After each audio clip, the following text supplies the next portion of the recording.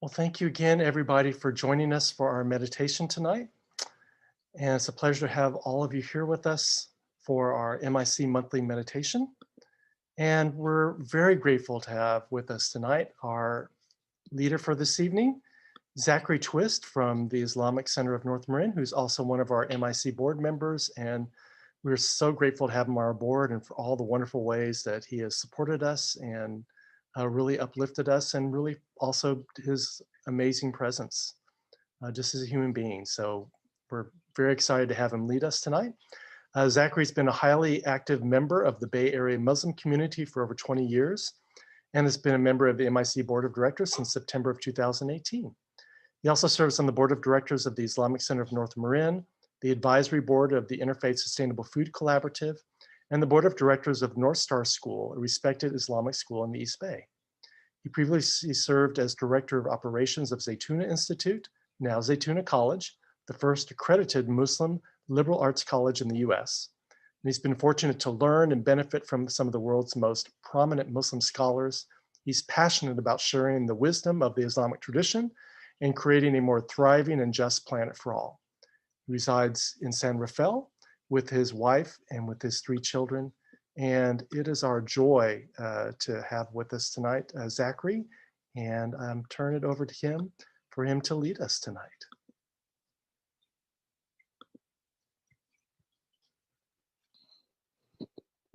Okay, wonderful. It's so beautiful to see you all. Let me go to the gallery view so I can see all these beautiful faces. Thank you, Scott, and Janice and Lynn and the Muslim Interfaith Council team for inviting me and convening this beautiful gathering. It's really an honor. These monthly meditations with MIC, they're often led by a spiritual leader of different community or faith traditions. I don't consider myself a spiritual leader. I'm more of a student of spiritual leaders, and I'm more of an aid to spiritual leaders in many ways. I try to help and support and take benefit along the way from the organizations and the teachers and that I'm involved with. So, but I'll do my best. I think what I try to do is share what my teachers have taught me. So if there's any good in what I'm able to share, it's from my teachers. If there's any shortcoming or weakness or things that aren't quite right, it's from me. So we'll just make that clarification. So in the Islamic tradition, we always open with certain things. One of the first things we do is we say Assalamu alaikum. So I'll say that to you all, Assalamu alaikum. And the meaning of that is, it's actually a prayer, Assalamu alaikum. It is asking that may God's peace be upon you. May you be enveloped in peace. It's a very beautiful way that Muslims greet each other. When Muslims say Assalamu alaikum, the response is Wa alaikum assalam. And there's a similar saying in the Hebrew tradition, and it's something that's part of many spiritual traditions, is to greet each other in peace. So I offer that, Assalamu alaikum, to you all as our opening here. The other thing that Muslims often do is they begin and they end gatherings or conversations with a prayer, and sometimes a recitation of the Quran. So what I'll do is, let me mute my phone that's trying to get my attention here, sorry. So what I'll do is I'll recite a brief prayer, and then I'll translate some of it for you. So, and the way Muslims pray is like how anybody prays. You just sort of settle yourself and you try to align yourself with the divine and the sacred, and you have an intimate discourse with the sacred divine source of all things. So I'll just open with a short prayer and in Arabic, and then I'll do a version of that in English. So أعوذ بالله من الشيطان الرجيم بسم الله الرحمن الرحيم اللهم صل على سيدنا محمد وعلى آله وصحبه وسلم الحمد لله رب العالمين Bismillahir Rahmanir Rahim. Alhamdulillahi Rabbil Alameen. Ar-Rahmanir Rahim. Maliki Yawmiddin. إياك نعبد وإياك نستعين اهدنا الصراط المستقيم صراط الذين أنعمت عليهم غير المغضوب عليهم ولا الضالين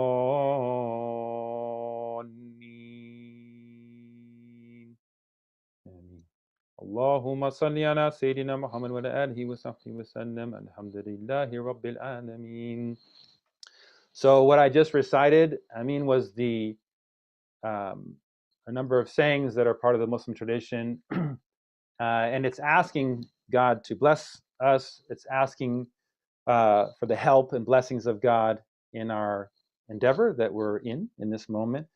And it also, there's a term that is in the Quran. Every chapter of the Quran begins with this term, which is Bismillahir Rahmanir Rahim, which is invoking the name of God, calling on the name of God, and mentioning that God is the most merciful and loving and compassionate God and Redeemer and loving and merciful of all possibilities in this realm. And then there's a part of that prayer that also, I'm not going to translate all of it, but there's a part of that also asks God to send blessings upon the guides and the prophets and the messengers and the spiritual sages that have preceded us, in particularly the Prophet Muhammad and all his companions and followers, and all the prophets from Adam to Noah to Abraham to Moses to Jesus Christ, peace be upon them all. So the prayer is also invoking blessings of God and also reminding us about the spiritual forebears who have given us so much, and ask God to bless them as well. So what I'm going to do, and I have a presentation that I'm going to walk us through, and I'm going to make sure I use my time wisely. But so I'll go pretty quick. I think that's the plan, is to go quickly through this presentation. But the idea is to provide some context for the conversation today. I think many of you, because I know some of you, and I've seen you before at the mosque or in our conversations, that you know something about Islam. And I'm just going to review some of these basic things that Muslims believe, but it provides a context for our look when we look deeper at prayer and meditation in the Islamic tradition. So I'm going to share my screen here in just a moment.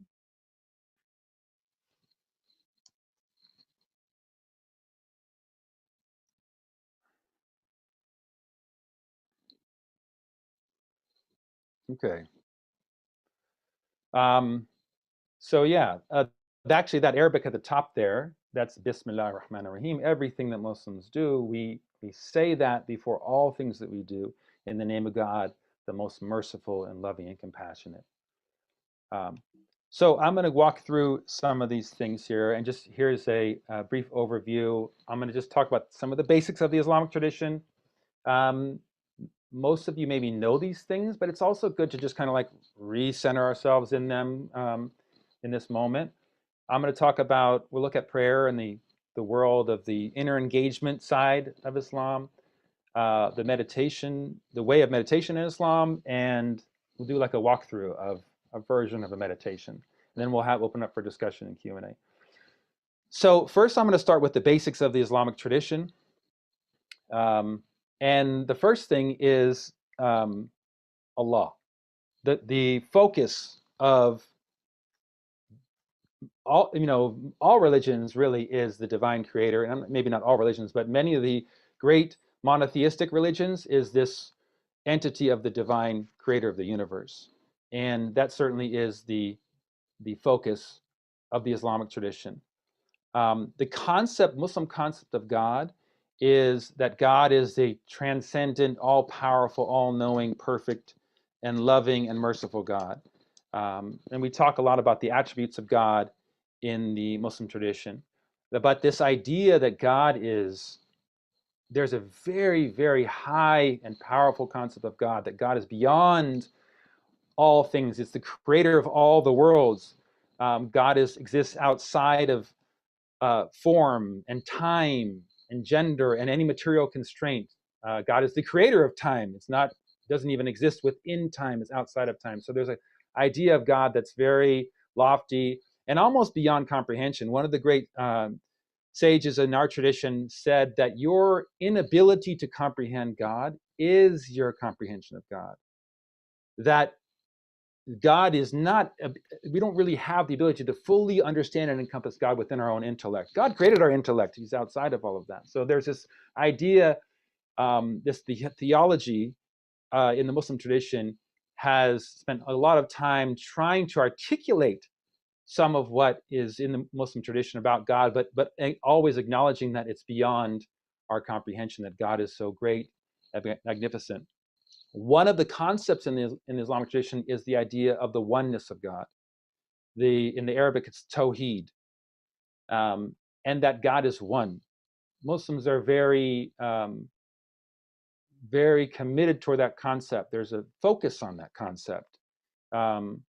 There's in many ways, the oneness of God is repeated over and over and over again, that there's one God, there's only one God, and all that divine source is one.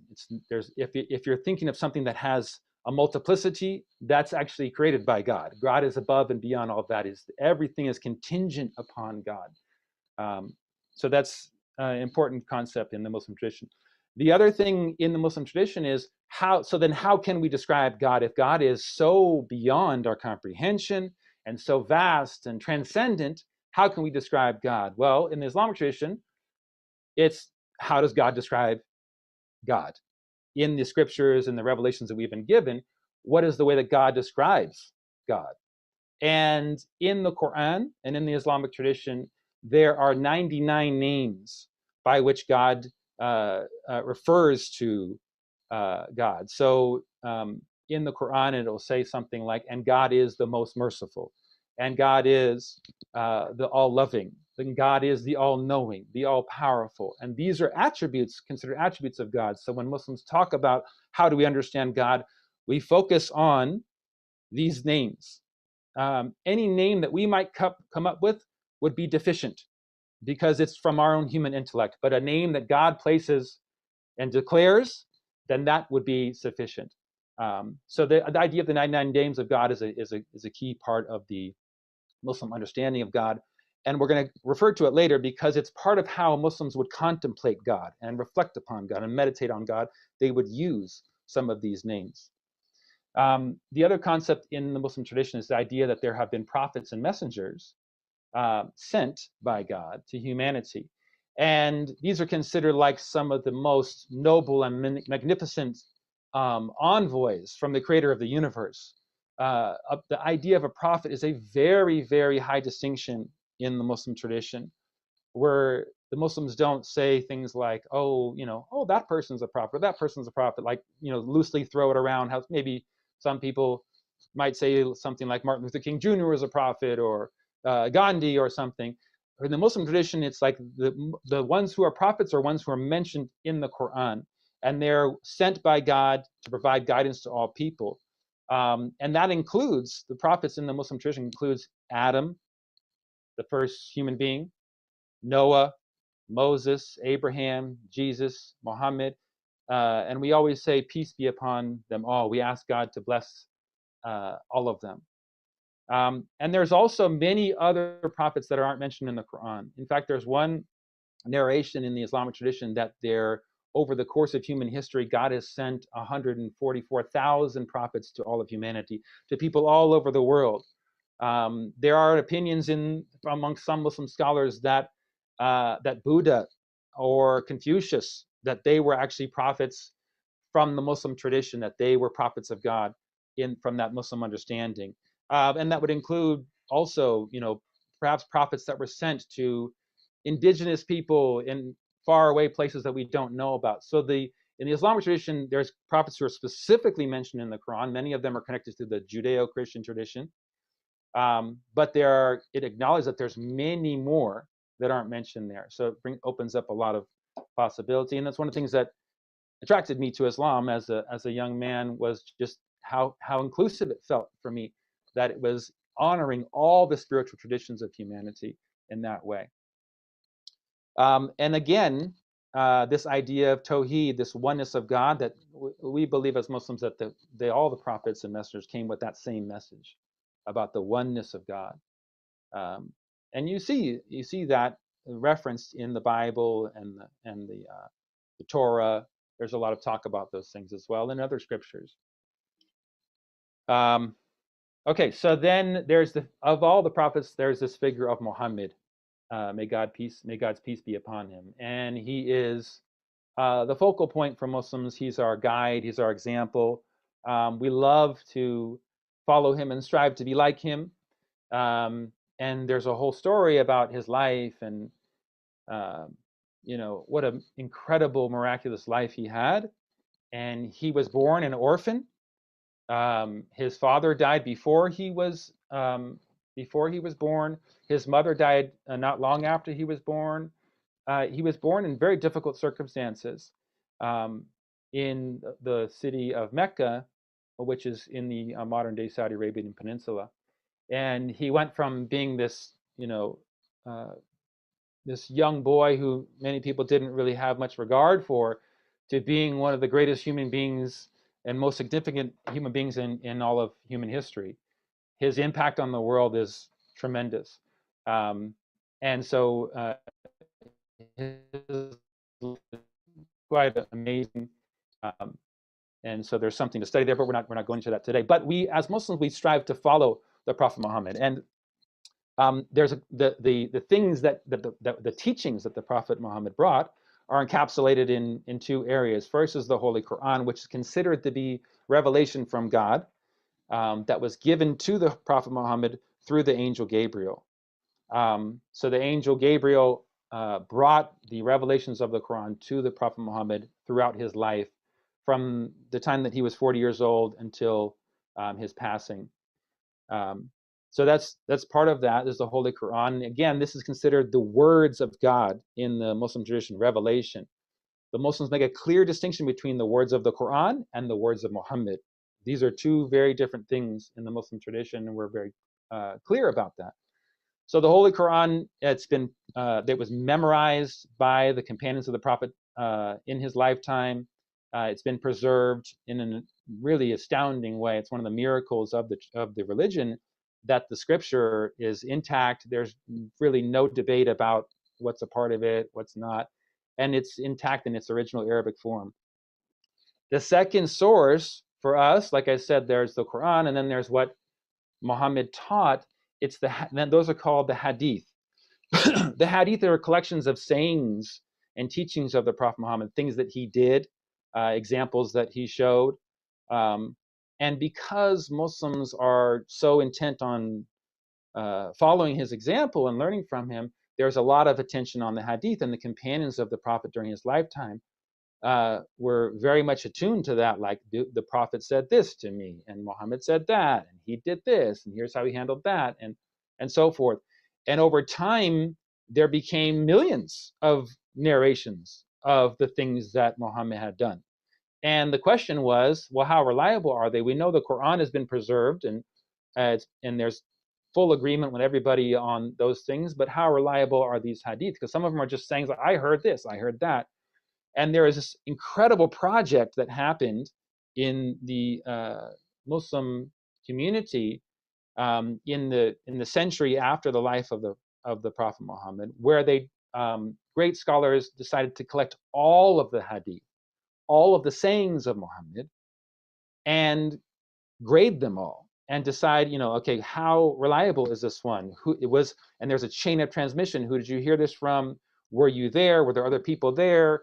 And all of these hadith were graded on incredible project. People traveled the earth from China to West Africa, seeking out hadith and verifying the chain of transmission and grading all of them as to how reliable they were. So we have that in our tradition. Is we have hundreds of thousands of hadith, and they're all graded as to how reliable they are. And so it's a vast ocean of information for Muslims to follow, for knowing exactly what the Prophet Muhammad said and what he did, peace be upon him. One of the famous hadith is called the Hadith Jibril. And Jibril is the name for Gabriel, the angel Gabriel in the Muslim tradition. And I will just share some of it with you because it's a very foundational and central hadith. So let me just read some of it to you. So some of the companions of the Prophet Muhammad, they said we were sitting with the messenger of God, God bless him and grant him peace. And one day a man entered into the room whose clothes were extremely white, and whose hair was extremely black, and upon whom we could not see traces of any travel on him, and we had never seen him before. We didn't know who he was. It stood out to the companions because they know everybody who's in Mecca. It's not there's not that many people. They know everybody, and here's a new person, and he doesn't have any traces of travel on him. He's in pristine white clothes without any signs of travel on him. And he goes and he sits down in front of the Prophet Muhammad. And he sits down knee to knee with the Prophet Muhammad. And the companions, again, just thought it was, who is this person? This doesn't make any sense. And how does he just sits in front of he walks by us all and sits right directly in front of the Prophet Muhammad, knee to knee. In some narrations, he put his hands on the knees of the Prophet. And he said to the Prophet, he said, Muhammad, tell me about Islam. And Muhammad said, well, Islam is that you witness that there's no God but God, and that Muhammad is his messenger. You establish prayer, you give charity to the poor, you fast in the month of Ramadan, and you perform the Hajj, the pilgrimage, if you are able. And then the man who was with Muhammad said, yes, you have told the truth. And the companions thought, well, who is he to tell Muhammad that he's correct, and then he asked, what is Iman? And Iman is often translated as faith. And Muhammad said that is that you believe in God, his angels, his books, his messengers, and the final accounting that all human beings will go back to, and that you affirm that God's divine decree, the good of it and the bad of it. And again, this man said, you have told the truth. And then he said, tell me about ihsan, IHSAN. And he said, Muhammad said that you worship God as if you see him, for if you not see him, he truly sees you. And then he asked some other questions. He asked about, tell me about the final hour, which is the day, the moment when the entire universe gets wrapped up. And he asked some questions about that. And again, Muhammad gave some answers about that. And then eventually he left. The man left. So he said, you're correct. And then he left. So the companion said, what was that? Who was that? And Muhammad told them, he says, that was the angel Gabriel. He came to actually, that moment was for him to teach you your religion. So the religion, that was a moment where the angel Gabriel, they saw the angel Gabriel in the form of a man. The angels are beyond in a different form, but in the form of a man in that moment. And he came to teach you your religion. So it's a famous hadith, the Hadith Jibril, and it mentions Islam, Iman, and Ihsan. And I'll go into that real quick. So the 5 pillars of Islam, the Prophet mentioned those in that hadith. He said that you make the declaration of faith, which is known as the Shahada, where a Muslim says, I believe that God is one and Muhammad is the messenger of God. That's how you become a Muslim, is just by saying and believing that in your heart, that God is one and Muhammad is a messenger of God. It's funny, I say that to people, that's what it takes to be a Muslim. They said, oh, well, I'm already a Muslim, because that's just so simple. If you believe that God is one, which a lot of people believe, and if you know something about the Muhammad, if you know something about his life, it's very difficult to say he wasn't a very special human being, at least, and perhaps to many, a messenger of God. So that's the first thing, is the Shahada, the 5 pillars of Islam. He mentioned this in the Jibril hadith. Then he said that you pray 5 times a day, that you do the salah, the 5 daily prayers. and we'll talk about that in just a moment. You give to the poor, you give charity to the poor, which is known as zakat. That you fast in Ramadan, which is known as Som, and that you make the Hajj, the pilgrimage to Mecca. These are the 5 pillars of Islam. They're considered the actions that Muslims do that are the key pillars of the practice of the religion. So I'm getting to the prayer part because that's where this prayer comes in. So what is prayer in Islam? Salah is something that I just mentioned. And let's see if I can get us to the right spot here. Actually, let me just take us. Yeah, so I'll just go through it. I don't have many more slides that I'll be using for the moment. So the dimensions of prayer in Islam, there are actually multiple dimensions of prayer in Islam. So if you ask a Muslim what is prayer in Islam, they'll say, oh, that's the 5 daily prayers, because that's how we translate the word salah into prayers. But there's also many other types of prayer. So I'll start with salah. This is the 5 daily prayers of the Muslim. It is a time that we take five times a day. We take a break from our day, and we to align with the Creator. And before we are able to do that prayer, it's important that we wash ourselves and we're purity. This is a quick, couple minute process where we wash our arms and our face and our feet. And it's really about stopping and taking time to align with the sacred, to align with the divine. And it has a particular time, and it has a particular, you pray in a particular direction, and there's a particular form to it. So it's a prescribed ritual prayer that we do 5 times a day.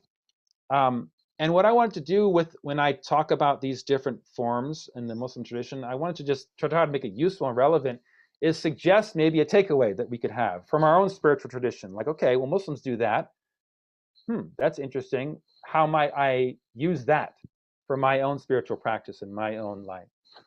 So the Salah, the 5 daily prayers, one, I think, takeaway that you can get from that is that perhaps, it's good, and I can attest to it, to actually set times in your day when you take a break, when you step away, and you align yourself with the sacred divine source of the universe. Just however you may do that. It can be even short. Maybe you just do it for 1 minute, and there's a lesson in, you're busy. Now my time is going to, if the priority is God, over all my business, the priority is God, you take a step away. It's a beautiful thing. For Muslims, the prayer can take just a few minutes if we have the right setting and whatnot. So that's something that I invite you to do, is maybe find in your own spiritual practice, maybe there's a time you can set every day at 3 p.m., 5 p.m., or what such and such window of time after sunset or after sunrise. Let me do my little spiritual practice where everything goes to the side and I just get into this alignment. The second form of prayer that we have in the Muslim tradition is what's called in Arabic dua, which is a supplication, which is it's having a conversation with God, where you're calling upon God. You're having an intimate moment with God. So the salah is it's a form, it's a prescribed form of prayer. It's a set time. There's certain things you do. There's recitations that you make. There's all sacred things that you do that are very prescribed. It has a form. It's good and Muslims usually do it in a group. The dua is something that's totally individual. It's between you and God. And it's a moment, and most religious traditions, people have what they call prayer is basically what dua is, supplication in the Muslim tradition, where we just say, you take a moment and you say, oh God, please help me in this endeavor. Please make it easy for me. Make it, bring relief to the people who are suffering, or and so forth, the things that you might pray for. And the Prophet Muhammad, he said that dua is the essence of worship. It's the core of worship. So, it's part of how you get into the sweetness of worship. It's one of those ways you can do that. And the Prophet Muhammad had he was making dua, supplication, constantly.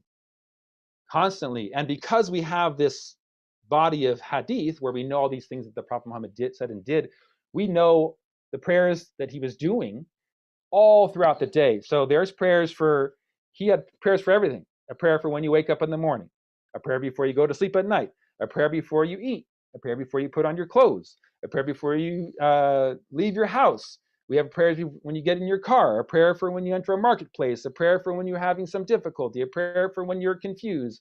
There are du'as, supplications, there's books of them, of prayers you can do for almost any situation. I mean, it's amazing. You can spend the whole day just every step of there's a prayer for this, there's a prayer for that. The whole day, there's du'as for that. There's books of du'as in the Muslim tradition. So what can we take away from that as people who have a spiritual practice is the idea of injecting consciousness and connection to God in all things that we do. In every moment, can there be something that you bring God consciousness into that moment in some particular way? And so find ways to do that. Maybe in some domain or action that you do on a regular basis. Maybe there's something like when you wake up every morning, maybe you already do something like that. When you leave your house, when you begin eating, those kind of things. It's a beautiful practice, and it brings a blessing and a sacred energy to the things that you do.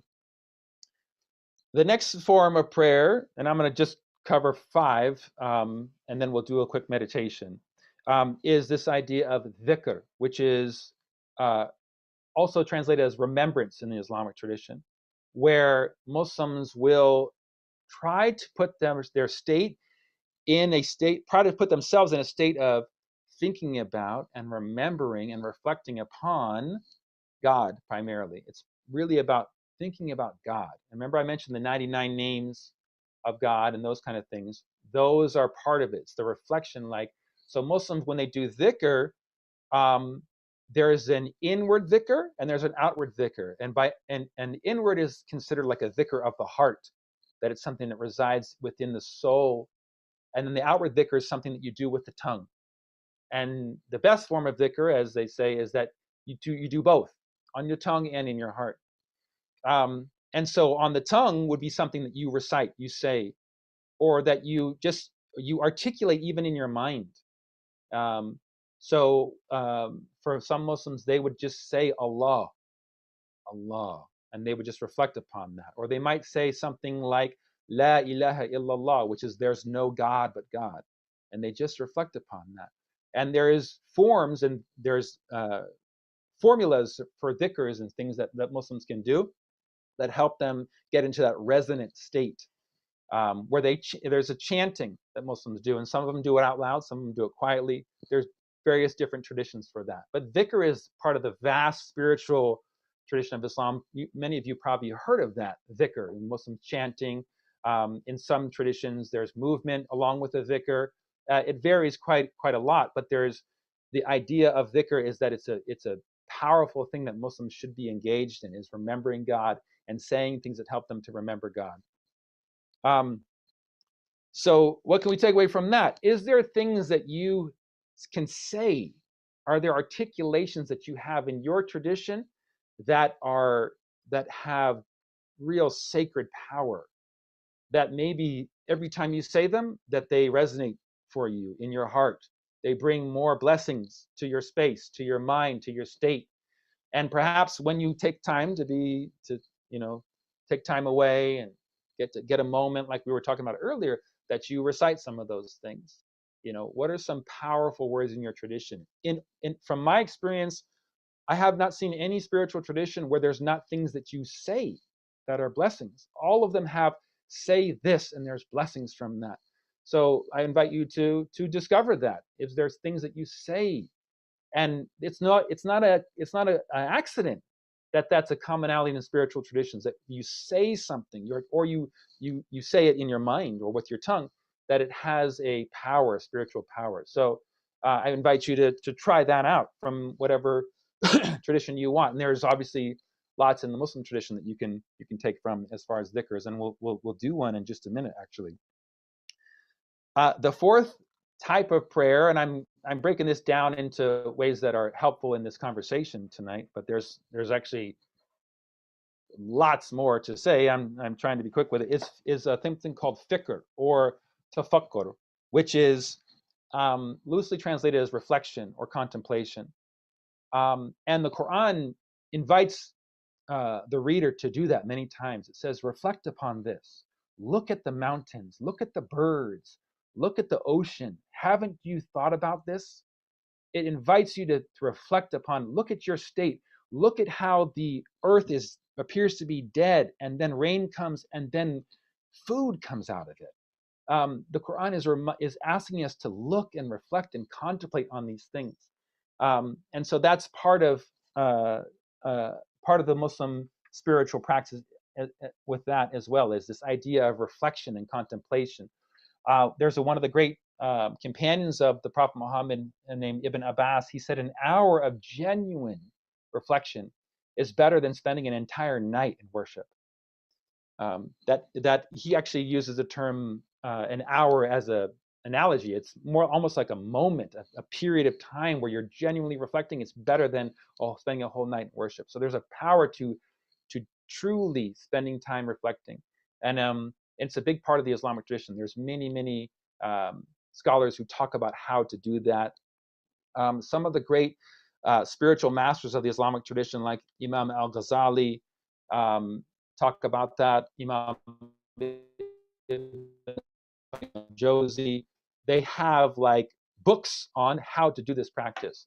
And it leads to the next one that I want to talk about. What's fikr is, reflect and contemplate on the world around you or your state. It's an invitation to do that. So again, see if you can work that into your spiritual practice somehow. Yeah, I got to move faster here probably. So muraqabah is the next, and this can be translated as meditation. Some people call it mindfulness. Some people call it self-awareness.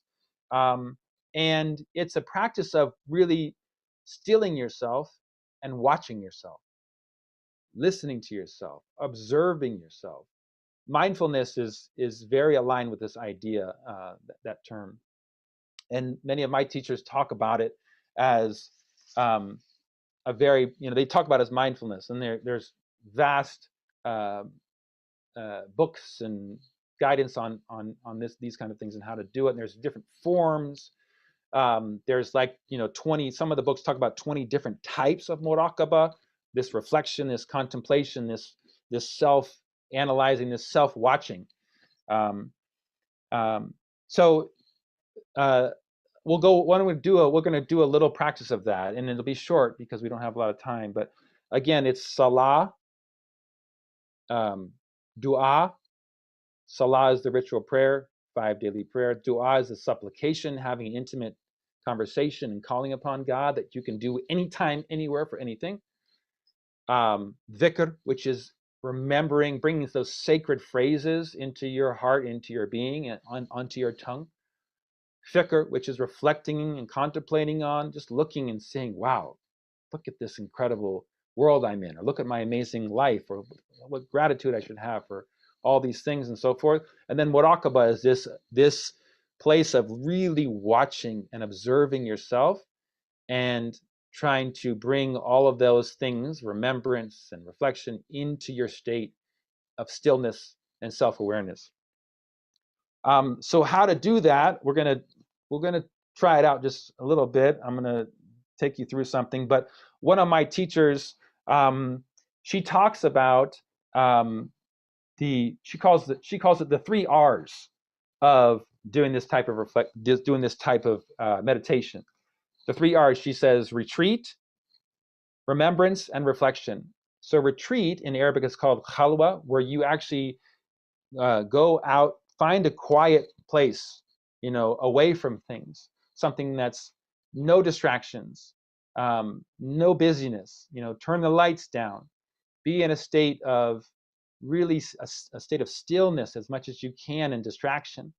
So that's the first thing she talks about, is retreat. And then remembrance, which is dhikr. So, and then in that place, in that time, start to do a dhikr, do some sort of recitation or inward articulation of some sacred mantra or phrase that brings that sacred resonance to you. And we certainly believe that in Islamic tradition, and other traditions do as well, that, like I said, those phrases bring spiritual power and resonance. And then reflection itself is where you spend that time looking and seeing. So let's do something real quick.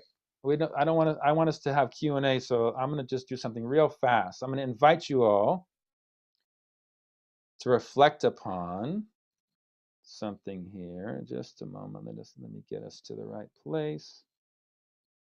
Oops.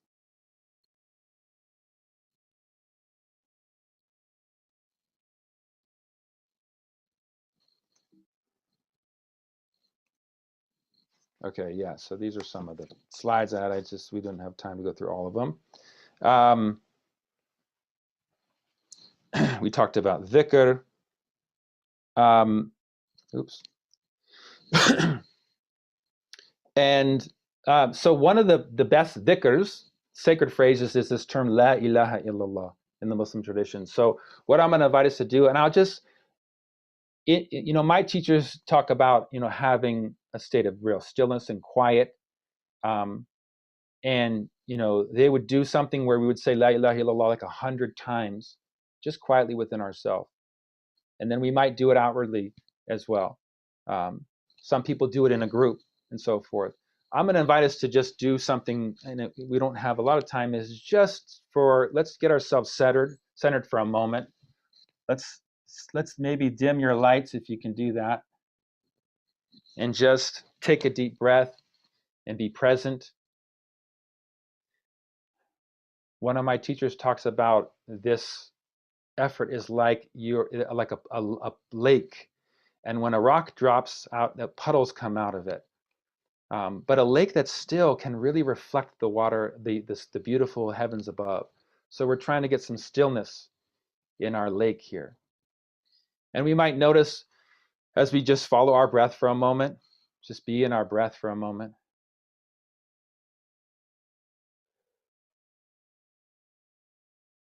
We might notice certain thoughts coming up. And my teachers talk about that's like a ripple in the water coming out. You can't stop a ripple. You can't block it. Just let it fade away. So a thought comes up, just let it fade away. And just be in your breath, be present, feet on the ground, feel the earth beneath you, and this amazing breath that we have, which has a rhythm to it that is nourishing us every time we inhale and we exhale.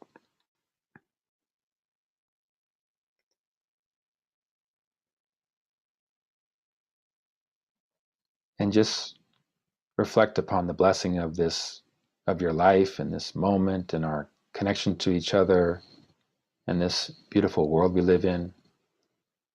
Perhaps if you were to be in nature, you'd be able to look out on a sunset or an amazing landscape. And then I'm going to invite you to just do this dhikr that's on the screen right now. And this dhikr is La ilaha illallah. And just recite it in your heart. You don't have to do it out loud. If you want to do it out loud, you can.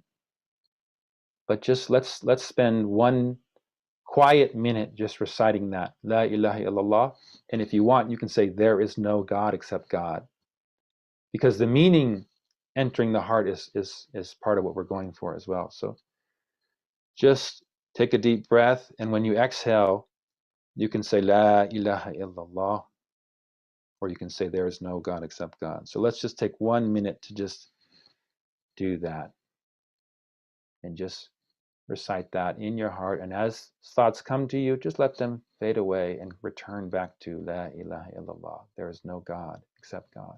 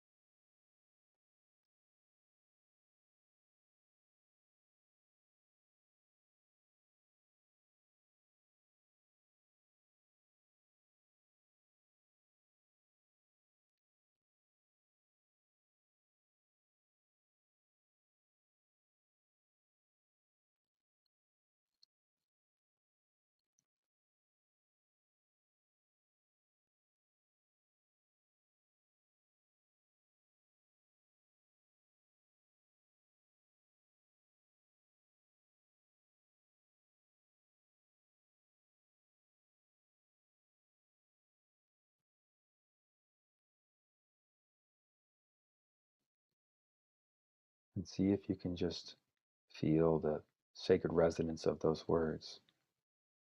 Even if you don't understand them, even if it's too abstract, there's a sacred resonance in them. And let that resonance polish your heart. Let it touch your heart.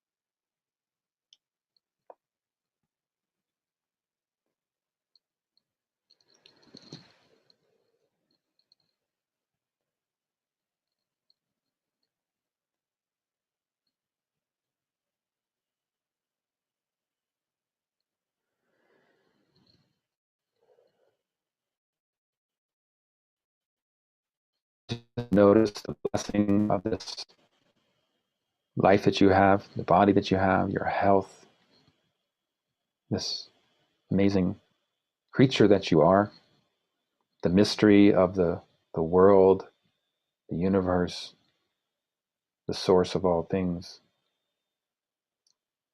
The intention of dhikr is to remember God,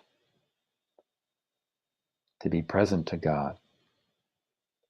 God is everywhere. God is always there, knows and sees all things. In the Muslim tradition, it's said that the God knows everything, everything, everything, even and is aware and conscious and taking care of everything. Even the ant deep in the darkness of the earth, under the grains of sand, God is conscious of that ant and taking care of that ant. And the leaf as it falls from the tree and the path that it takes, that God is decreeing even that, its movement.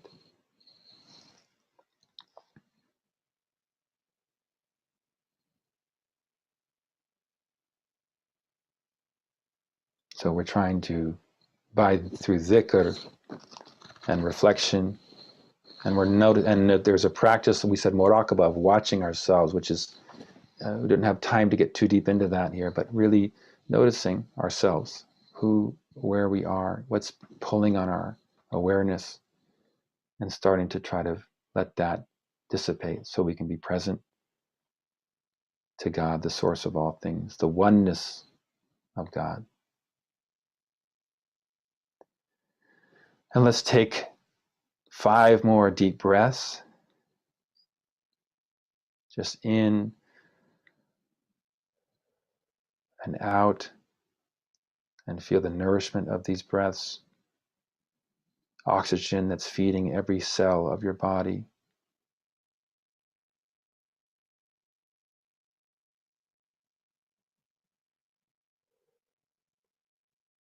And 2 more breaths.